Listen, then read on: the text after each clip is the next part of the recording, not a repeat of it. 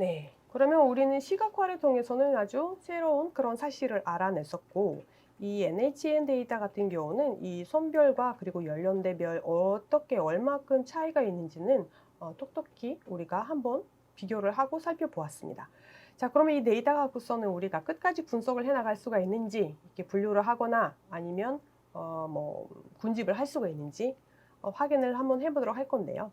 샘플 데이터이다 보니까 좋은 결과가 나오지 않을 수도 있습니다.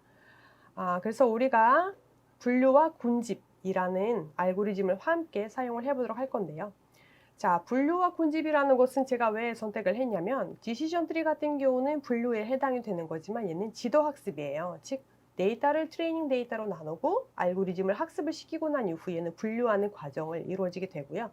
군집 같은 경우는 그러니까 비지도예요. 그러니까 지도하지 않고 데이터를 던져 놓고 지가 알아서 이렇게 뭐 어떠한 특징들이 있다고 한다면 이 특성들에 맞는 그런 데이터를 분류를 하게 된다는 거예요. 자, 우선은 디시전 트리 같은 경우는 보시게 된다면 이 나무 구조로 대표화가 되어 있으니까 우리가 분류라든가 예측을 수행할 수 있는 그런 분석 방법이고요. 하나의 규칙을 생성을 합니다. 이렇게 데이터가 있다고 한다면 이 데이터 아웃풋에 관련되는 그러한 룰을 규칙을 하게 되는데, 흔하게 우리가 뭐 그런 게임도 있잖아요. "내가 지금 생각하는 동물은 뭘까요?" 그러면 질문부터 던지게 됩니다. 이게 하나의 규칙이 되는 거죠. 뭐 이 동물은 뭐 조식인지 혹은 육식 동물인지, 그러고 이로 인해서 이제 마지막에 정답을 맞추게 되는 것처럼 요 디시전 트리도 마찬가지예요. 요 앞에 같은 경우는 지금 이 데이터는 날씨에 따른 테니스 플레이를 할지 안 할지라는 예측을 할 수 있는 그런 데이터인데요. 여기서 이제 나오는 규칙이 하나예요. 만약에 outlook is sun이면, 그러니까 즉 밖에 날씨가 sun이면, 그리고 humidity가 70보다는 낮으면 그럼 그때는 플레이가 된다, 이라는 규칙이 있어요. 그러므로 이 규칙을 통해서는 데이터가 어떤 새로운 데이터가 들어오거나 혹은 만약에 날씨가 비가 온다면, 그러면 이 비가 온다면 이라는 비율을 함께 이렇게 규칙을 통해서는 플레이를 할지 안 할지는 우리가 분류를 하고 예측을 할 수가 있다, 이라는 겁니다. 자, 이 디시전 트리 같은 경우는 구성 요소를 보면 프리 노드가 있어요. 이렇게 시작하는 노드가 있고요. 그다음에 부모 노드라는 것은 자식 있는 그 노드예요. 자식 있는 노드는 부모가 될 수도 있고 자식 노드 될 수도 있는데, 이 부분 같은 경우는 지금 여기 두 번째 중간, 얘가 이제 사실은 중간 노드 되기도 하거든요. 그러니까 나무 트리가 지금 깊지가 않습니다. 자, 이게 중간 노드에서는 얘가 지금 부모 노드예요. 왜냐하면 아래쪽에서 뻗어나가는 그런 자식들이 있기 때문이에요.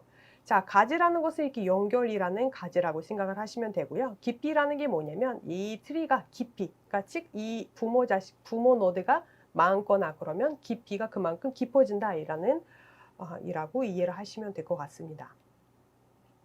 네, 그리고 의사결정나무 같은 경우는 주로 은행 대출, 카드 발급 대상, 그리고 동식에서는 많이 활용을 하고 있는데, 그 이유가 뭐냐면 계산 결과가 직접 나타나는 것이기 때문에 해석하거나 설명을 하기 위해서는 굉장히 간편하게 사용을 할 수 있기 때문입니다. 그리고 이제 두 번째로 우리가 비지도 학습에서 가장 대표적인 K민지라는 클러스터링을 활용을 할 건데, 얘 같은 경우는 사전에 결정되는 군집 K에 기초를 해서 전체 데이터를 상대적으로 유사한 K개의 군집으로 구분을 하는 그런 알고리즘이에요. 그래서 이런 식으로 구분을 하게 되고요. 전체적인 과정에서는 보시게 된다면 이 그림을 볼게요.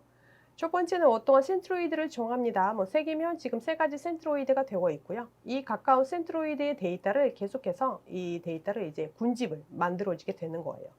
그리고 한번 군집하고 난 이후에는 보시죠. 이렇게 갱신이 됩니다. 조금 이렇게 군집되는 부분으로 이렇게 이동을 합니다. 그리고 해서 계속해서 또 다시 데이터를 이 센트로이드 기준으로 클러스를 할당을 하죠. 데이터를 모이게 되는 거죠. 그리고 나서 한 번 더 갱신을 하고 이런 식으로 해서 계속해서 반복적으로 하다 보면 이제 더 이상 변동 상황이 없다고 한다면 이제 여기서 알고리즘 진행이 끝나는 것을 확인할 수가 있어요. 자, 그러면 우리가 실습을 통해서 이 두 가지를 같이 진행을 해 보도록 할게요. 네, 그러면 여기서는 분류와 군집이라는 부분이 들어갈 건데, 이를 하기 위해서는 굉장히 많은 작업들이 필요하므로 저는 커널을 통해서는 Restart and Run All이라는 부분을 선택을 해 보도록 할게요. 즉 우리가 바로 결과를 확인할 수 있도록 보도록 할 건데요. 그 차이가 뭔지 앞에서 그냥 설명을 하면서 얘기를 해 보도록 할게요. 자, 우선은 데이터를 불러오고 난 이후에는 데이터를 한 번 더 확인을 해 보고 제대로 되어 있는지, 그리고 이제 실행을 하기 위해서는 먼저 디시전 트리를 해 보도록 할 건데, 디시전 트리 같은 경우는 이와 같은 카테고리를 이 컬럼들이 뭐뭐 필요하는지는 먼저 추출을 해줍니다. 그래서 헤드를 통해서 추출하는 컬럼을 확인을 하고요.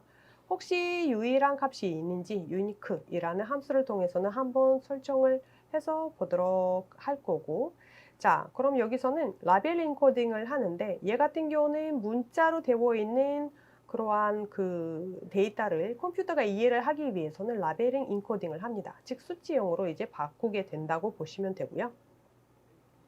지금 이 카테고리 같은 경우는 인코딩을 통해서 이런 식으로 나와 있는 것을 확인할 수가 있어요. 그럼 이게 무슨 의미를 갖고 있는지는 확인하기 위해서는 지금은 여기 프린트 인코더 클래스를 통해서는 확인하시면 되고요. 지금은 이렇게 되어 있는 것들은 이렇게 수치형으로 인코딩을 하였다라는 것은 볼 수가 있고요. 그리고 맨 앞에서는 28, 8, 28이라는 게 뭐냐?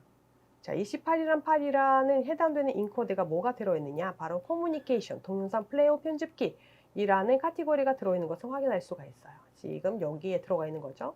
이렇게 하나씩 하나씩 여러분들이 확인해 가면서 확인할 수가 있고요.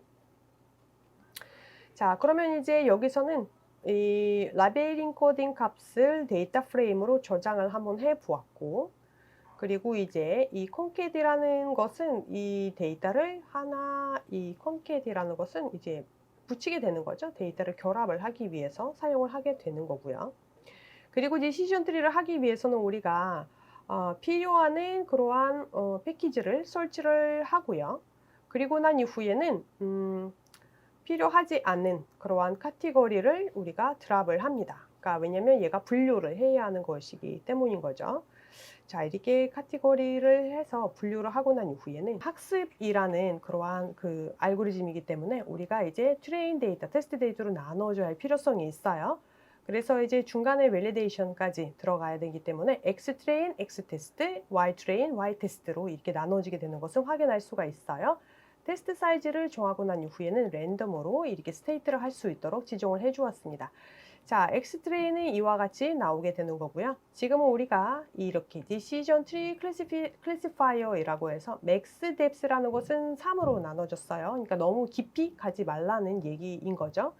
그리고 이제 Decision Tree에서는 서로 데이터를 비교를 하면서 학습을 하기 위해서는 fit이라는 함수를 활용을 하는데 df.fit에서는 X트레인과 Y트레인이라는 데이터를 갖고서는 이제 학습을 하게 된다고 보시면 됩니다.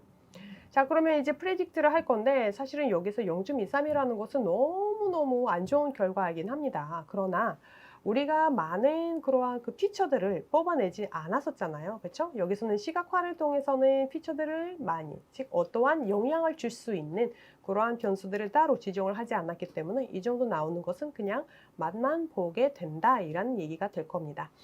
여기서는 정확도를 조금 더 높이기 위해서는 여러분들이 종속 변수와 독립 변수가 어떤 변수인지는 잘 따져갔고요. 어떠한 변수로 인해서 뭐 다른 변수가 어떻게 달라지는지 이와 같이 다 피처를 다 뽑아내게 된다면 훨씬 더 좋은 결과를 얻어낼 수가 있어요.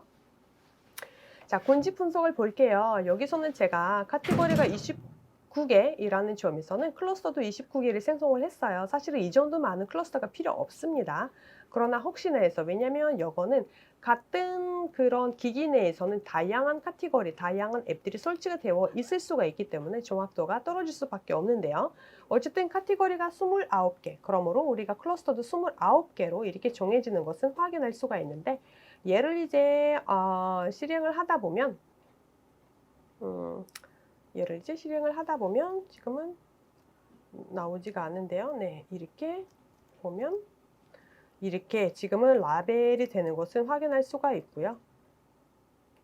데이터 프레임으로 생성을 하게 된다면 이런 식으로 나오는 것은 확인할 수가 있는데, 잠시만요. 이게 그래프 라벨, 그리고 이거를 보시게 된다면 지금 클러스터 하는 부분은 보여주게 되는 것은 확인할 수가 있는데요. 이렇게 쭈루룩 지금 확인할 수가 있고 이렇게 플롯이 나오게 됩니다.